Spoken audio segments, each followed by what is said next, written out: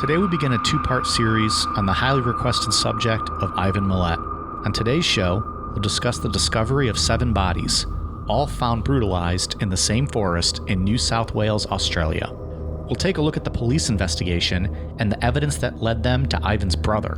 We'll also discuss why people like Milat are the exact reason why you should never go camping. I'm Mike. I'm Ian. And I'm Dave. If you thought Australia was only famous for kangaroos, Fosters, and shrimp on the Barbie, stick around.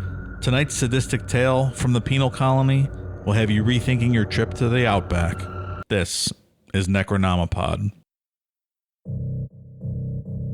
A jogger found the first traces of his reign of terror in 1992 with the discovery of 2 bodies, British women, Joanne Walters and Caroline Clark. A year later, more bones were found, those of Melbourne couple Deborah Everest and James Gibson.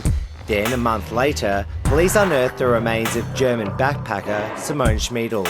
We have every reason to believe it is connected to the other 4 bodies. And finally, the remains of Anya Habshid and her boyfriend Gabo Nugabaya. All 7 victims were tortured to death, strangled, shot and stabbed. Some were raped, 1 was decapitated. 1 man survived, British backpacker Paul Onions. Brother Dave, happy Easter. The Lord has risen. Oh, I thank you, Michael. Oh, happy day, right? How are you celebrating? I'm going to have a little ham, maybe some Easter candy. That's about it. Get some potato salad, of course. Of course. I mean, you have to, right? With mustard, without mustard in the mix. I like the mustard in the potato salad. Absolutely. I think more macaroni salad on Easter, though. Ooh. I'm not a macaroni salad fan. It's okay. I'll eat it.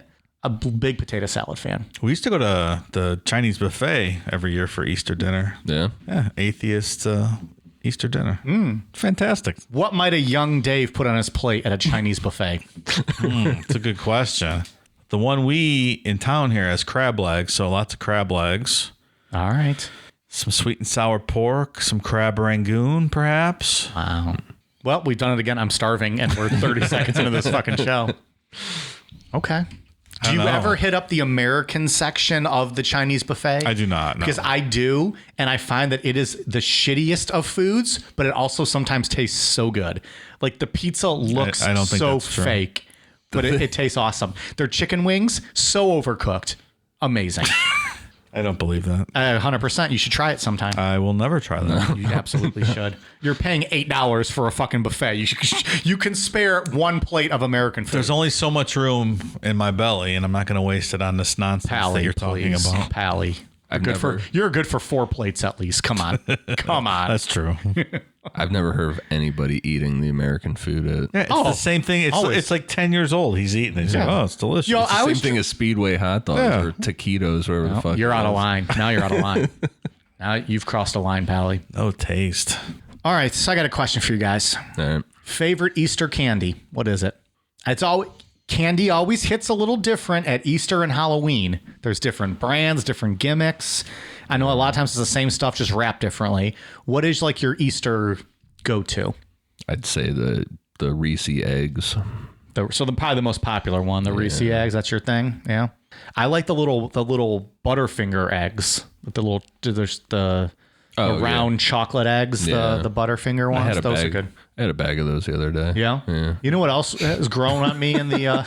You eat a whole bag in one sitting? No, not in one sitting, but I bought 2 bags. It's like, I ate the whole thing. I eat 2 Chipotle burritos and then I ate a whole bag sitting in my bed.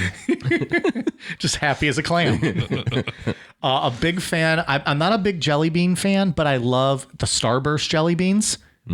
Real good. Big fan. Dave, what say you? I like those Cadbury eggs that are stuffed with something. Which stuffing though? Because there's like the caramel, there's the cream. I think there's a chocolate one. The cream or the caramel? I like the cream the best.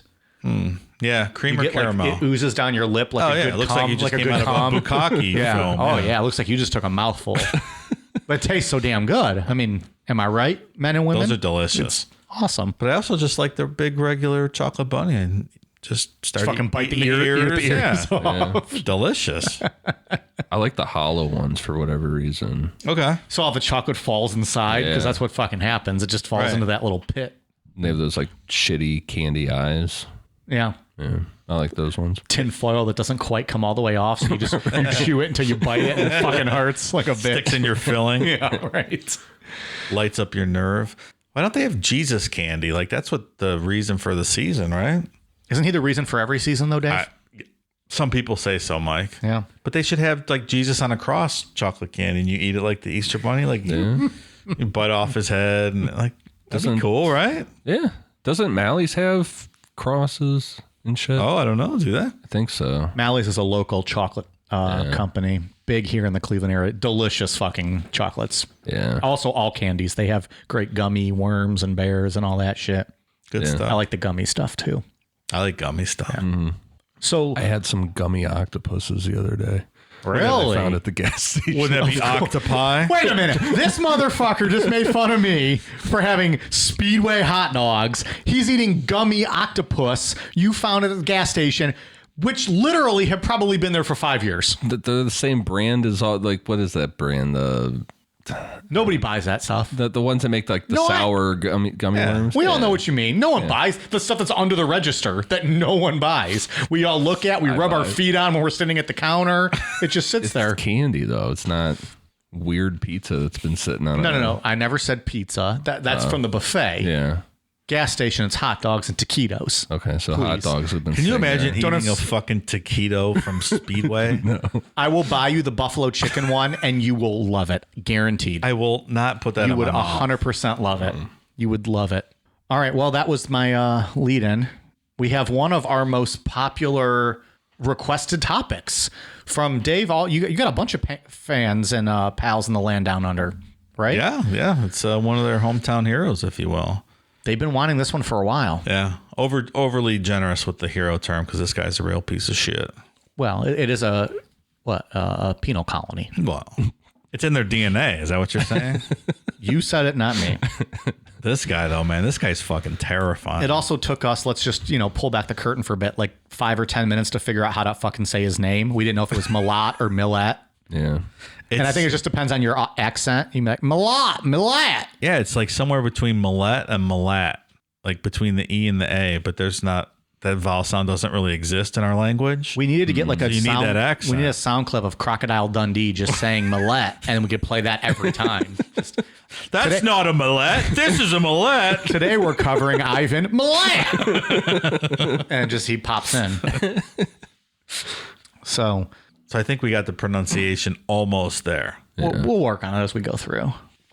Whiskey, beer, tequila, more beer, more vodka, more whiskey, and more beer. Well, we're ready to go. All right, filled up. Woo. Ian, go ahead.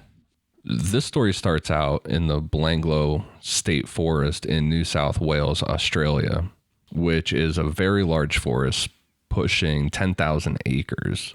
The edge of this forest is about 2 miles away from the Hume Highway, which is one of Australia's major inner city highways, with the forest sitting between Sydney and Canberra. On September 19th, 1992, Ken Seeley and Keith Caldwell went out to the Belanglo forest to go for a run. Both of these guys belonged to a local club that was dedicated to hiking and extensive runs through areas like the Belanglo forest. In the early afternoon, they got to an area in the forest that's known as Executioner's Drop, because from my understanding, it's just this huge drop that goes down into a gorge. Apparently, it's aptly named for this story as well. Have you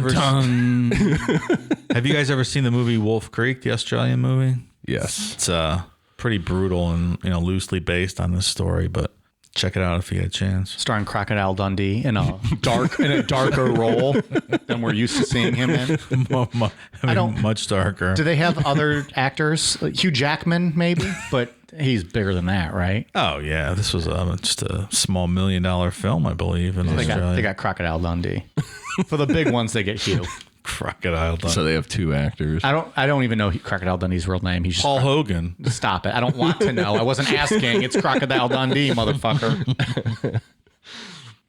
So a little more than a mile away from Executioner's Drop, there is a really large boulder that is a marker for this club to stop and record their travels.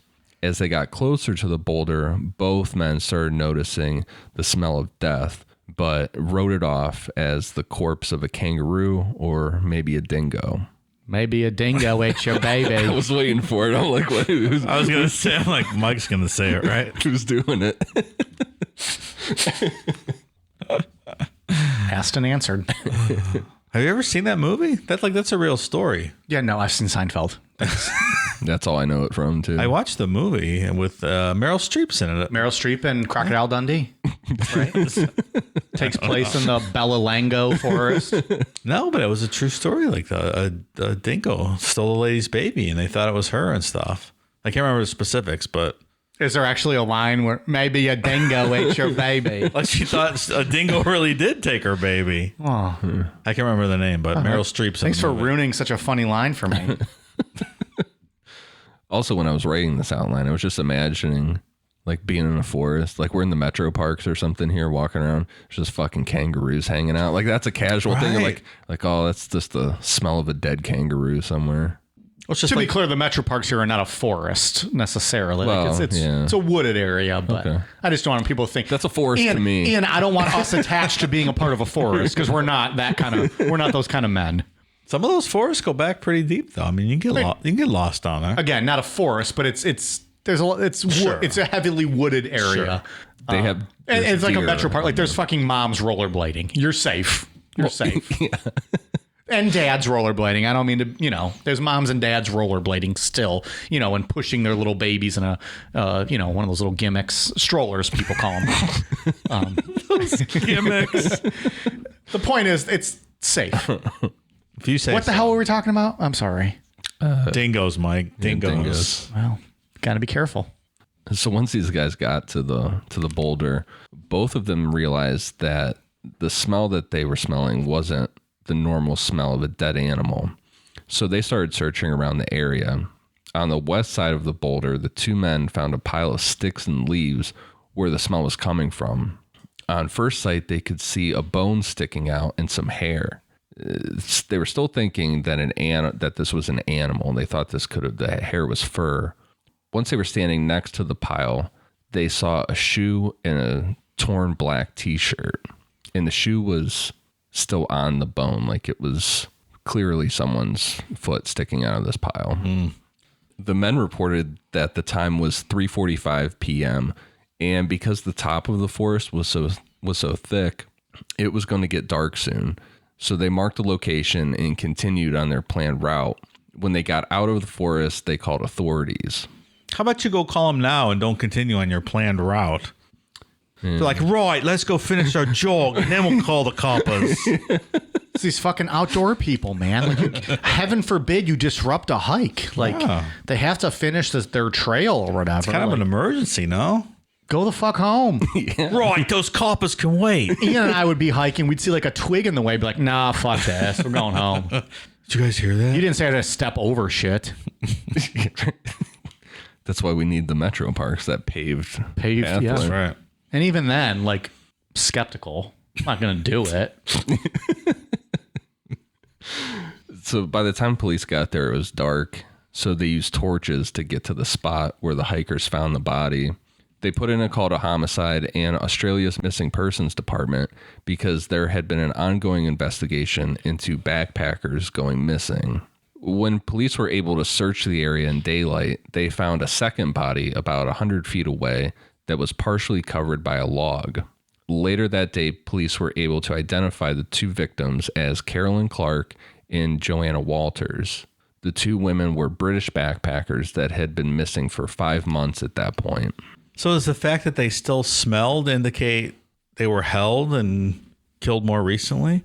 If you killed someone 5 months ago, I don't think you'd still get that death stench, would you? No.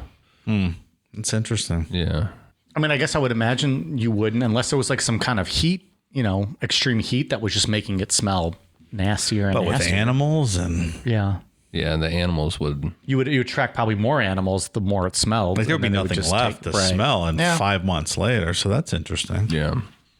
Joanne Walters had been stabbed multiple times in the chest, with one stab wound going so deep that it severed her spine.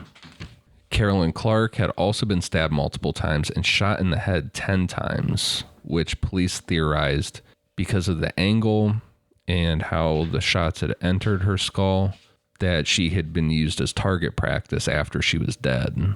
14 feet away from where Carolyn Clark's body was found, police found 6 cigarette butts, and they were all of the same brand.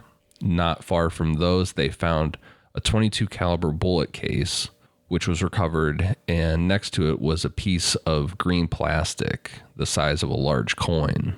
Any DNA testing on the cigarette butts?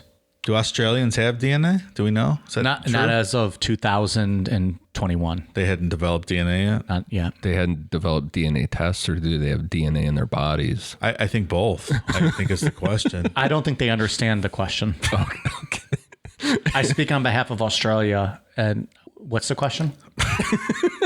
I mean, when they founded the penal colony, didn't they just get rid of all the DNA? We have so many cool listeners in Australia. I don't know why I'm shitting on them. Like, they're fucking badass. We do have a lot of cool listeners in Like Australia. super cool. I like how we treat them as just like the redheaded stepchild of our listeners. And like, we just feel like, oh, let's do an Australian show. We could just fucking shit on them. Meanwhile, they really are some of the coolest people. Yeah. We say that so that we don't get killed when we go there. Fucking strung up in their lawless communities. Take us to Catherine Knight's house. Yeah, right. Hang us on the wall and eat us. I mean, obviously, there's no repercussions. Look at this fucking story. Just killing people in the woods. Ballistic specialists searched with metal detectors and found 9 more bullet cases 12 feet from Clark's body. Detectives from the ballistics unit were pretty confident that because these bullet cases were in good condition, they would be able to identify the gun that fired them. A further 120 feet from the scene, a fireplace had been built from some bricks, which pointed to the killer that the killer was hanging out in the area for some time. Another detail that they noticed was that all of the camping gear the women had with them was gone. He's not overly concerned with leaving evidence, apparently. Now he's just hanging out, doing whatever he wants. Like, it's an open forest. Anyone could come back there. I assume it's a less traveled part of the forest, Right. but still, it's, you know, it's public property. He's back there having a fucking party with himself, you know? Build a fireplace. Yeah, like if you're doing that in the dark, would you want to make a fire to call attention to yourself? It's kind of bold.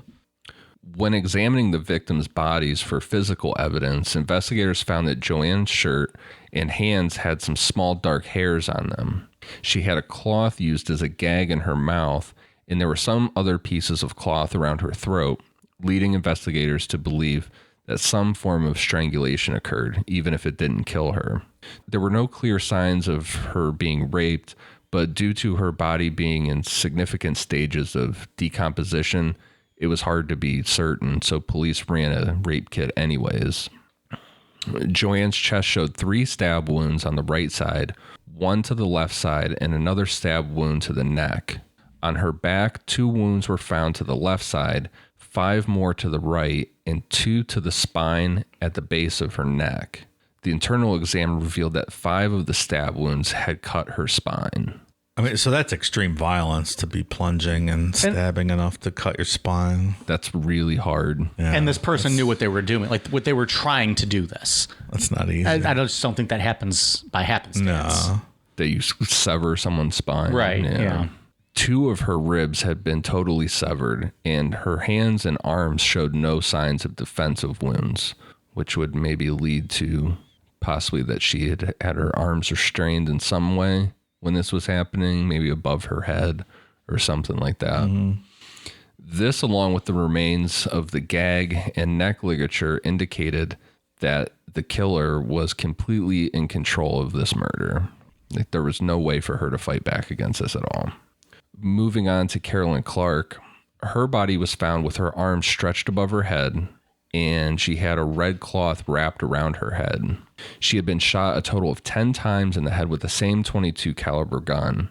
She had 1 stab wound to the upper back like Joanne did, and this severed Carolyn's spine as well. So like you said, Mike, somebody that knows what they're doing. Yeah. As far as... Or had a purpose for what they were doing. Yeah. Possibly a hunter who's accustomed to this sort of thing. Or a butcher. Yeah. Or a doctor who's familiar with anatomical constructs, if you will. Where were the investigators? They needed a guy like Dave. The investigators just needed him. He could have given his expert analysis. They could have narrowed this down real quick. Lickety split, as they say. The placement of the bullet wounds and how 4 of them exited Carolyn's skull led investigators to determine that the killer stood back at some distance and used her for target practice after she died. That is just so beyond depraved and the lack of respect. Yeah, I picture... It's pretty sadistic. Like, he had the fireplace set up. Like, I just picture him just hanging out, having a good time, maybe cooking some food on this fireplace. Like, that's horror movie fucking stuff there. And just using a person as... Yeah. In an unusual step, Professor John Hilton, the head of forensic medicine, released details of the findings to a large group of reporters who had gathered outside the morgue. This guy wasn't accustomed to giving media conferences, and he spoke real hesitant about everything.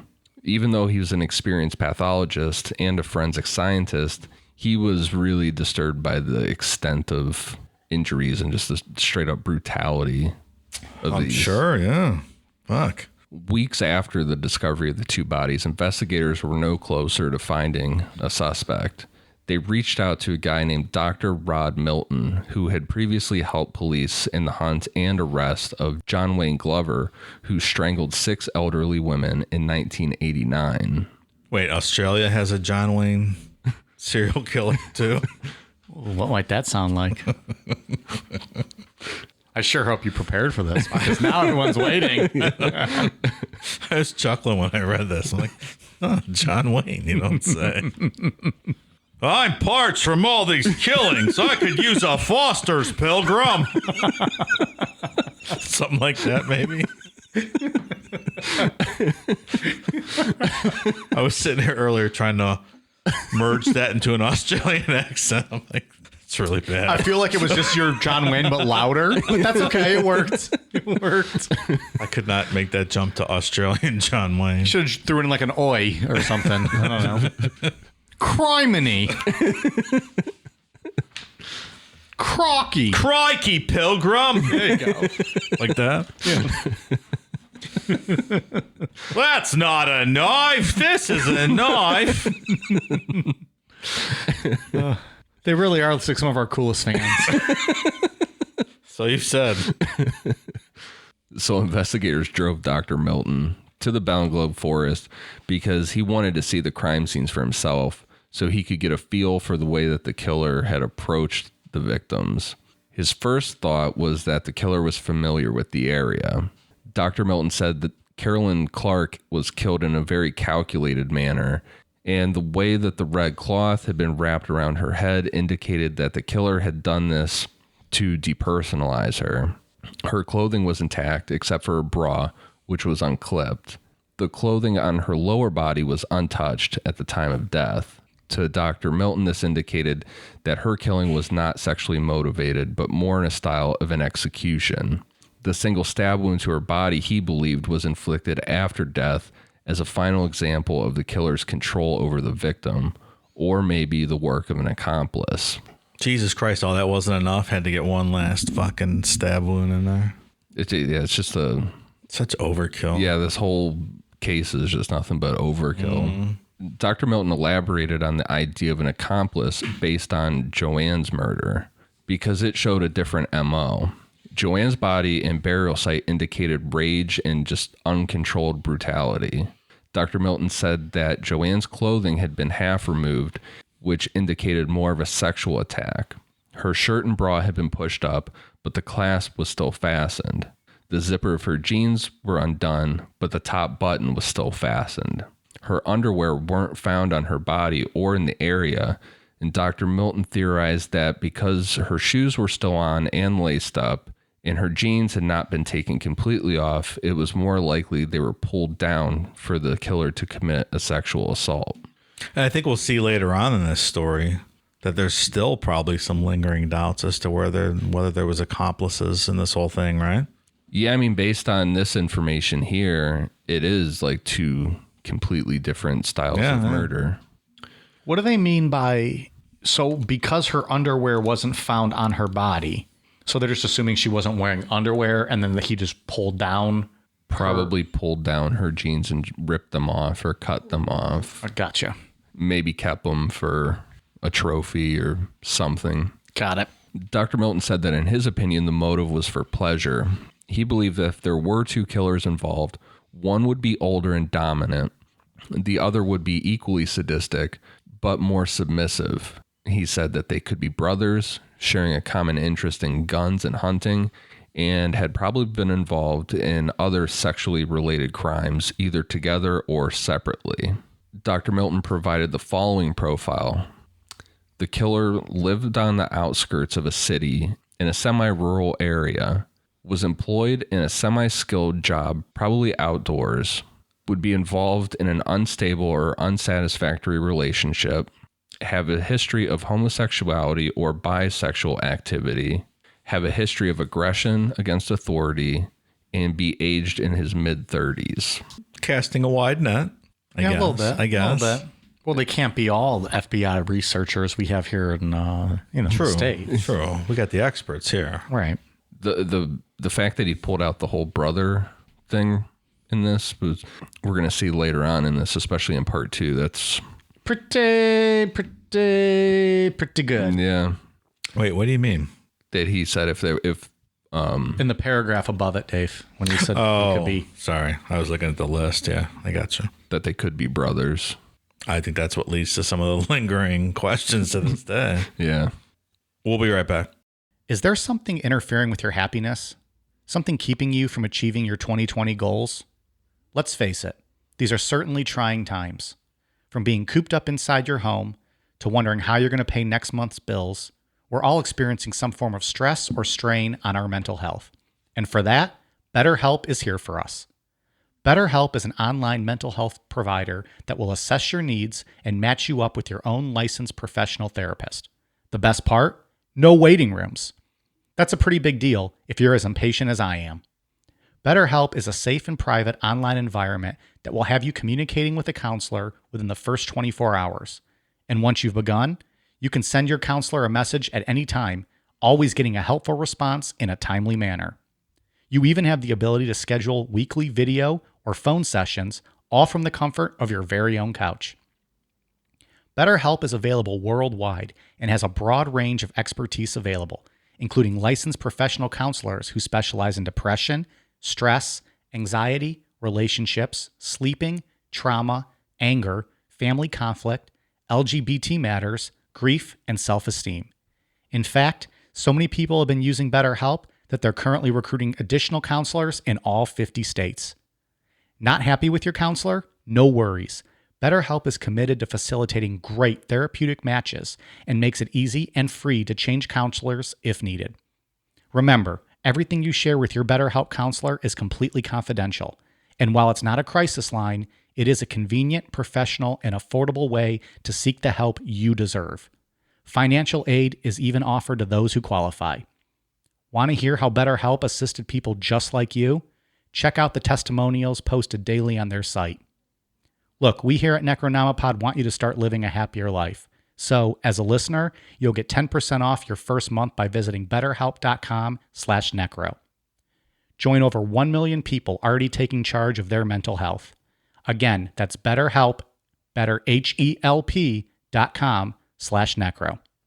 As the case grew cold, a man named Bruce Pryor paid very close attention to any news reports regarding the case.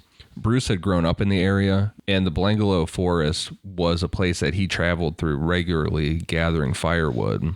Is that legal? Free firewood? I guess so. I get a fucking probably $1,000 fine over here going into the forest. There's no cutting rules. wood. No rules over there, pal. Yeah, you can't just go chopping down trees over here. You'd be getting handcuffed. Penal colony? Say okay. Yeah, sounded all right, Dave. Yeah. There you go. I like it over there. Let's go over there. You need wood? Go take a tree. It's fantastic. Go take a tree. I mean, the owner of the property might shoot you, but it's lawless. Like you just don't know.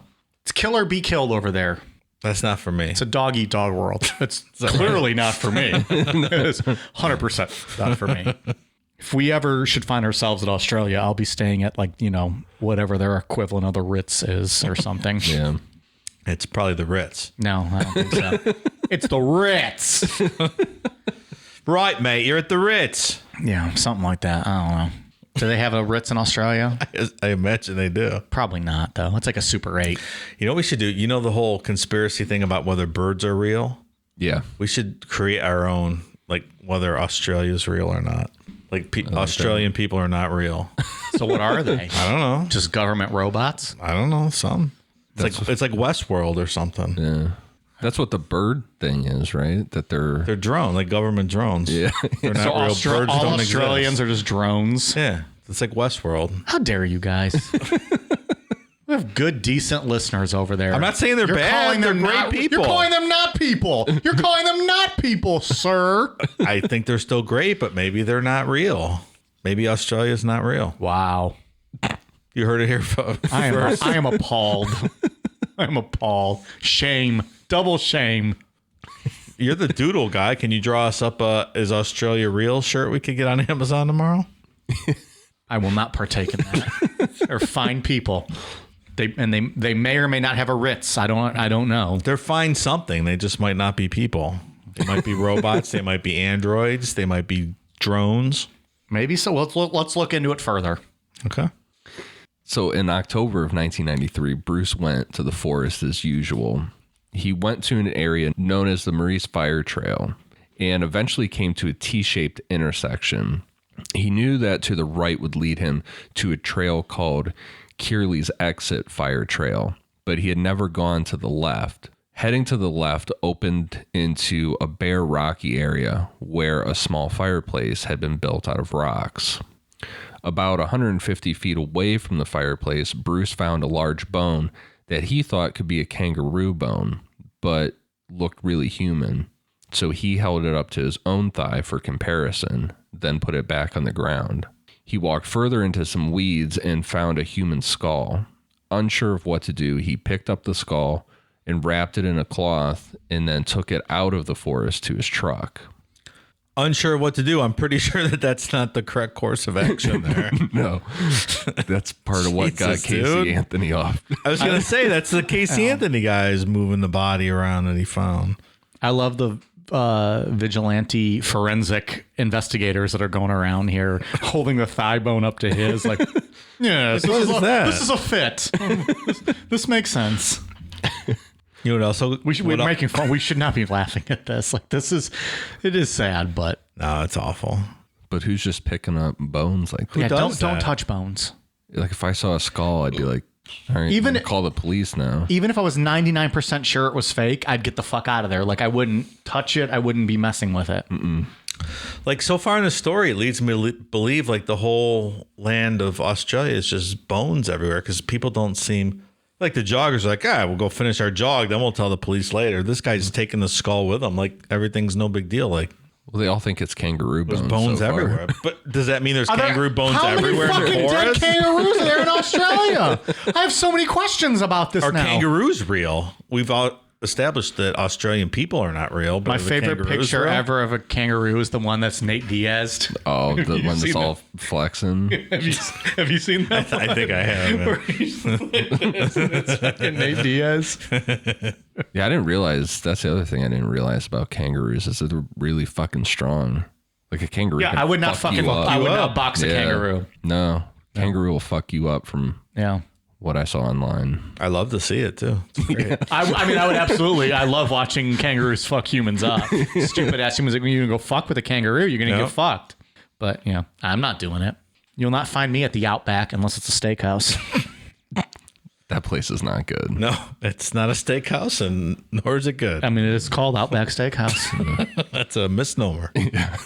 So 30 minutes later, the police arrived and they asked Bruce to lead him to where he found the skull. About 120 feet from where he found the skull, police found the skeletal remains of two bodies. The bones were scattered around by animals, but they were able to determine that one was female and one was male. Using dental records from the missing persons unit, police were able to determine that the remains were from James Gibson and Deborah Everest. The two had gone missing in 1989, and police were initially very confused by the location of the remains because Gibson's camera had been found on December 31st, 1989, in his backpack on March 13th, 1990, by the side of a road in a Sydney suburb, 75 miles away. Is he trying to complicate the trail here? That's what I was reading earlier. That's what police were thinking. Like throw people off. Mm-hmm. Gibson's skeleton showed a stab wound through his upper spine that cut upwards through 3 vertebrae. This wound would have left him instantly paralyzed. 2 stab wounds had punctured his breastbone with cuts to the ribs, indicating 2 or more stab wounds to the left and right sides of the front of his chest and 2 more in the upper back. 7 major wounds were detected on his skeleton, but many more could have happened without touching bone. I think we'll talk about this more later, but this idea that he was paralyzing people is just absolute nightmare fuel. Yeah. And leaving them there for how long and whatnot. But I think anyone who's ever had sleep paralysis could even think about what it's like, first of all, to not be able to move. Second of all, to think about that a man did this to you and now you're watching him move around and do other things while you can't move. Like this is a whole different level of brutality that we've never really talked about before. It's a lot for sure between this and the target practice stuff. I mean, and it just seems like, this guy knew what he was doing, right? Like this was his MO to like just do this to these people. Yeah, so far. Deborah had been severely beaten. Her skull was fractured in 2 places. Her jaw was broken and there were knife marks on her forehead. She had also been stabbed once in the back. Further searching the crime scene led police to finding a black bra with a stab through it and gray leggings that were tied into a loop, probably used as a restraint. Superintendent Clive Small was ordered by Commissioner of Police Tony Lauer to take over control of the investigation. The investigation was officially named Task Force Air. Small appointed Detective Inspector Rod Lynch as his second in command. Lynch's job was to set up and coordinate the Sydney headquarters of the investigation, while Small, based near the forest, would oversee the on-site investigation. Lynch began recruiting detectives for the task of following up on many of thousands of pieces of information that had already been received from the public. And then the next thing was to set up a public hotline with the media that the media would promote and would ask the general public for any information regarding the murders. It sounds vaguely reminiscent of the Chikatilo case with I don't know, I sense some politics involved here and trying to put together a task force. Not wanting to announce. That there's probably a serial killer. Right. Which is a smart way to go, right? Like you don't want to cause like a major fear. Depends, right? But then people aren't on the lookout either. They don't have their guard up like they would. But also you don't also want to give away. Forest. You don't want to, well, that's just being generally understood. Don't go in the fucking forest. Not give away any clues or tips or hints. Someone's going to talk at some point. Yeah, I mean, it's a judgment call, for sure. Oh, Chikatilo. Wasn't reminiscent of that, but right. Small called off the search of the forest for several days so he could view maps and surveys of the area and plan a more expansive search. He divided a map of the main forest into grids, every inch representing 750 square feet. 40 officers walked each grid side by side, combing every inch of the forest floor. If anything of interest was found, they would shout "find," and scientific police would come take photographs, mark the position, and bag any evidence found. They were also helped by teams of cadaver dogs that had been used extensively in the United States to find old Civil War graves. So they were bringing out the big guns to figure this out. That's pretty neat, the whole cadaver dogs to find old unmarked Civil War graves. I'd like to learn more about that, I think. Yeah, I didn't even know that was a thing. I didn't either. I'm going to look into that. I'm going to see if there's any books on that. Yeah, it's neat what they found so far and stuff. I'm sure there's tons of mass graves after the bat. I mean, sure. I wonder how many books there are about it, or if it's, just going to be little clippings in different books. Yeah. That'd be interesting. Yeah, I'm going to look into that. That's neat. Curb Your Enthusiasm, the cadaver dog, when they bought the restaurant. Remember that season 2? Mm-mm. Goddamn. Well, now, never mind. Dave doesn't remember. Sorry. If Ian doesn't get my office jokes and you don't get my Curb Your Enthusiasm jokes, why the fuck am I even here? Jesus. Bullets and shell casings taken from the second crime scene were identified as being from a Ruger repeating rifle. And police learned that around 50,000 of these guns had been imported into Australia between 1964 and 1982. The manufacturers provided a list of their distributors in Australia, who in turn provided a list of the gun shops who had purchased them. Gun shops were required by law to keep a record of each gun sold, but there were no legal requirements for any private sales of the guns. That sounds familiar. Yeah. Sounds about the same as here. That all changed though, and Australia had a massacre in 1990, the middle 90s, 96, I think, and they overhauled all their gun laws, and it's not that easy to get guns in Australia anymore. We have those once a week here, but it's a big deal there. But yeah, much stricter these days. A list of all Ruger rifles owned by residents in the area surrounding the forest was made with the intention of confiscating the rifles for testing to find a match. This plan was leaked to the press, which really pissed off investigators because they're like, great, now the killer's just going to dump this gun. Just like Diane Feinstein out there in San Francisco telling Richard Ramirez they knew what shoes he was wearing. Yeah. It's like, well, better go throw those off the bridge. Not going to be wearing those anymore. Members of a local gun club were contacted and their weapons were tested. One of the members told detectives that a friend of his named Alex Milat had witnessed something suspicious in the forest the previous year. Police later contacted Alex Milat, who gave them a very accurate description of two vehicles, one a Ford sedan and the other a four-wheel drive truck that he had seen driving down one of the trails into the forest. He told them that as the first vehicle passed him, he looked in and saw a man driving, and in the back seat were two other men. Between them was a female with a cloth tied around her head like a gag.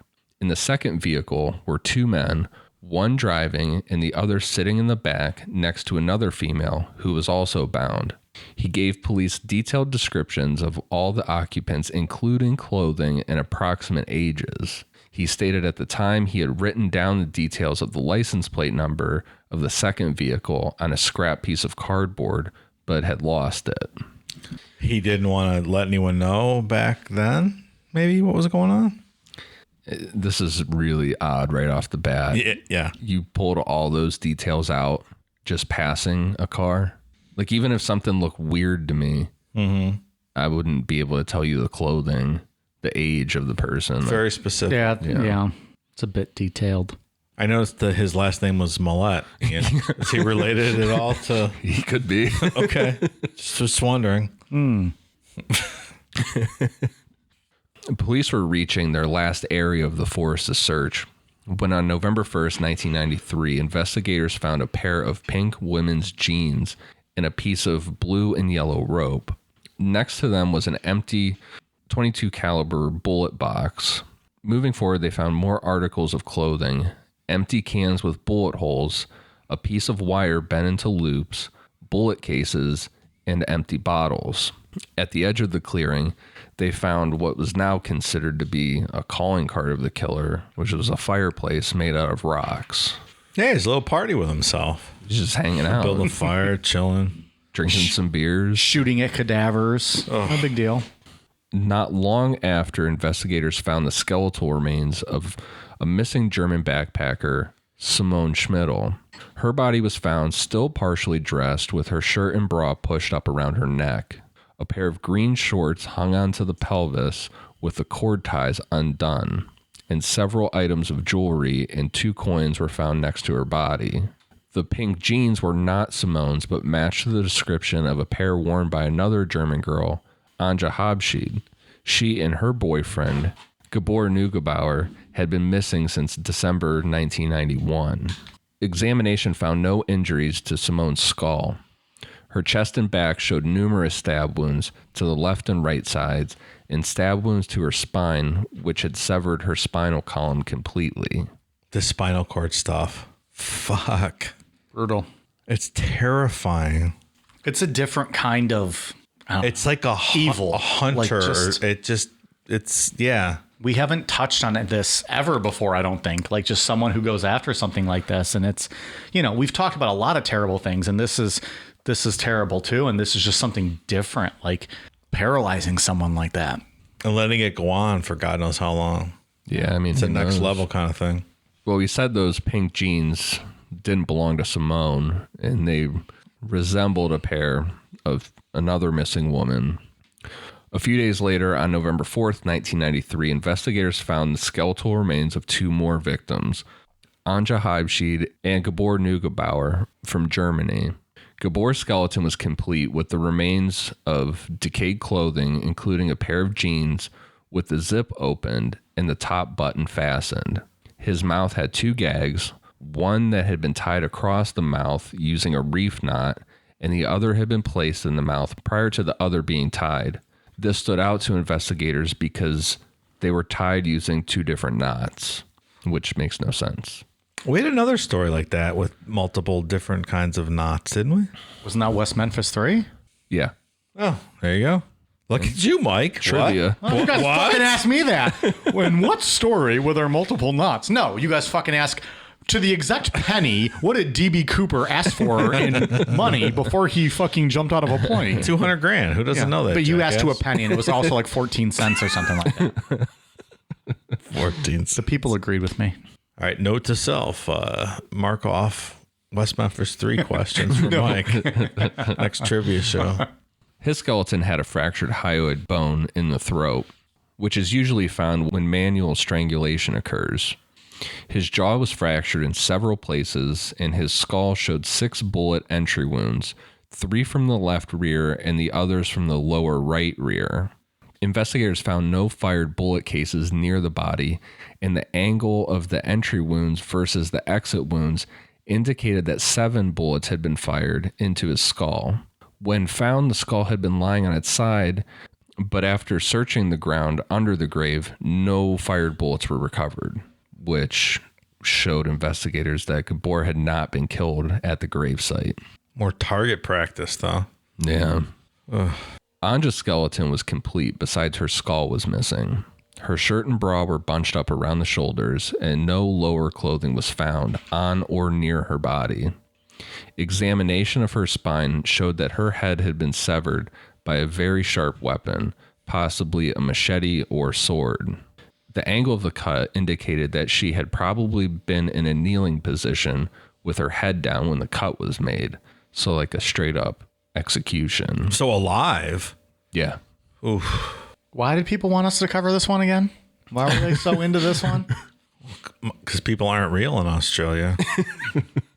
So they have no soul. Why else would they ask us to talk about this? So now what was standing out to investigators most was the fact that 7 victims had died in relatively different ways. They had either been beaten, strangled, shot, stabbed, or now decapitated, and almost certainly sexually assaulted in some way, both male and female. And they were basing this off that all the male victims, when the pants were found, they had the zipper undone just like the women, but the button was still fastened. Based on the fireplaces and more bullets and litter found at each scene, like the amount of shit that was found kept escalating. They theorized that whoever was doing this was getting more comfortable and spent more time with the victims as the crimes progressed. Maybe that's where the paralysis comes in. Keep them alive longer. I mean, just cut that spinal cord. They'll lay there for days, right? Yeah. And keep that party going. That's just something else. You can't move. There's nothing you can do. It's not like you can kill yourself right. or finish yourself off. I get it. Just laying there with your eyes open. As terrifying. Police officially announced to the media that they were now searching for a serial killer, and this news spread worldwide. That's when a man named Paul Onions came forward about an experience he had while backpacking in the Sydney area. And that is where we will pick back up on part 2. What the fuck, Ian? I was just getting into this one. So in other words, we'll be peeling back the layers of Mr. Onion's story next week. That's what I heard there. There might not be a dry eye in the house. Can we fry him and dip him in some sauce? Be like Outback over If here? he's blooming, sure. God damn.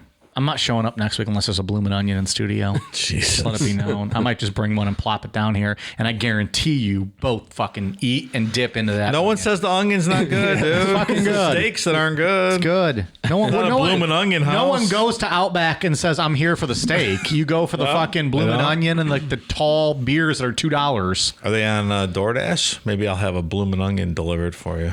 I don't know. Isn't everything on DoorDash at this point? It's a pandemic. They should be. If they were smart business, they would be. I believe so. DoorDash really fucked me a couple times ago. Oh, yeah, your Chipotle incident. Fucking assholes. Yeah. They still owe me $20, DoorDash, you fuckers. Wow. Look at that. Calling them out. Calling them out. Jerks. Rude customer service people. I see how you are. Fuck you, DoorDash. It's Uber Eats for this podcast. Goddamn right. We're an Uber Eats podcast now. Motherfuckers. Well, that's a good lead into next week. Yeah, definitely. Definitely the same person doing this, but I think there's a lot of evidence that points towards 2. That is crazy to this day. So, yeah, story about Ivan Milat. Didn't even say. Haven't even mentioned his name. And haven't even mentioned him. That's all right. Well, have we ever done that before? Not that I know of. Wow. Just mentioned his poor brother, Alex. Maybe not so poor. Well, we'll see. Well, we figured out that Australia doesn't exist, so. Well, it's true. We might be onto something. We'll see what happens, where it goes. Who knows? So, any final thoughts on part 1 of Ivan Milat? It's only the third time we've said his name all night.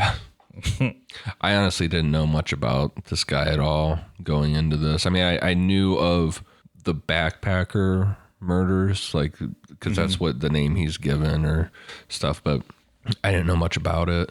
The level of brutality, really. It's fucked up. It's off the charts. Yeah. It's just something that's different than, we've covered the rapes.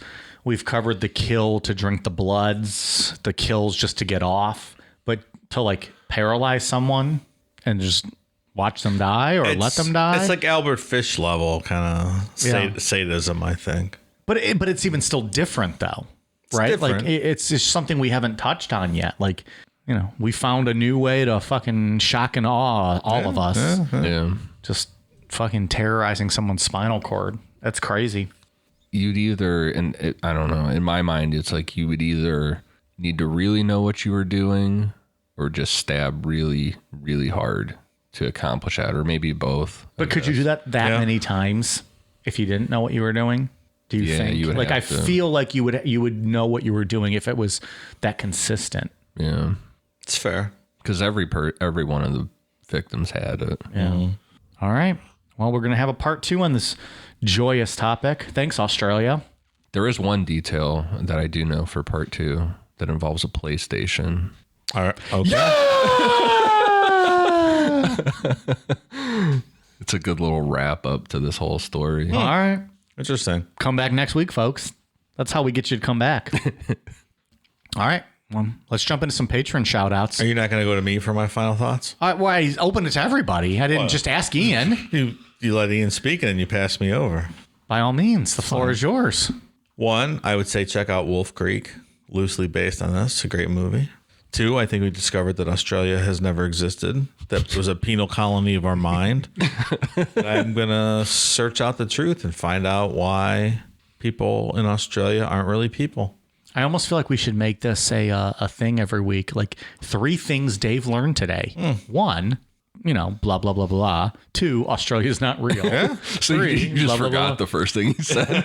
Whatever he mumbled. No, he talked about Wolf Creek. Okay. I understand, but I just meant in general. I feel like maybe Dave should give us his 3 takeaways from every show moving My forward. TIL at the end of the show. Okay.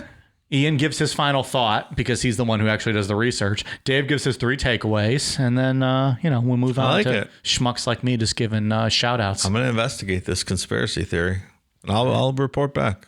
So watch Wolf Creek. Australia might not be real. And what was your 3rd takeaway? It can be something you learned or just takeaways from the show.